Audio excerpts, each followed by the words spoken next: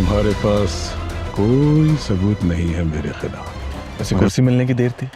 मेरा काम था आपको इन्फॉर्मेशन देना। मतलब सब धोखा है, आप भी उन्हीं की तरह खूनी कासिर। तुम मेरा कुछ नहीं कर सकते। वेरीफाई करवा लें, अगर बात सच है तो अपने मिनिस्टर को बचाएं। मगर बनाया तो जा सकता है ना। जरूरी नहीं है जैसे बाबा थे वैसे ही बने। इस बार मामला सिर्फ आरोप लगाने तक सीमित नहीं रहता, बात सीधे मंत्री को बचाने तक पहुंच जाती है। और इसके बाद जो आरोप सामने आते हैं वो पूरी स्थिति को और भी गंभीर बना देते हैं।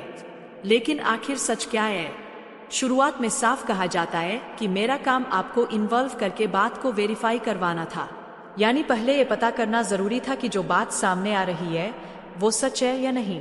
लेकिन इसके बाद मामला अचानक एक बड़े सवाल पर आकर रुक जाता है और यही से शक और गहरा हो जाता है, क्योंकि सामने से सिर्फ एक ही बात निकलती है। लेकिन मामला अभी खत्म नहीं होता।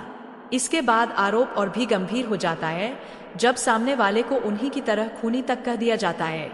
और इसी सिलसिले में कासिम का नाम भी सामने आता है।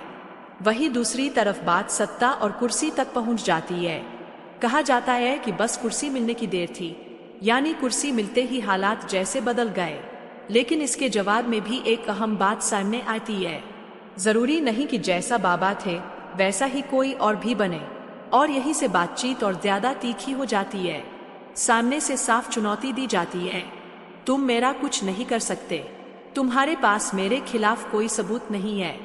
लेकिन इसके जवाब में जो बात कही जाती है वही इस पूरे मामले को सबसे ज्यादा चौंकाने वाला बना देती है।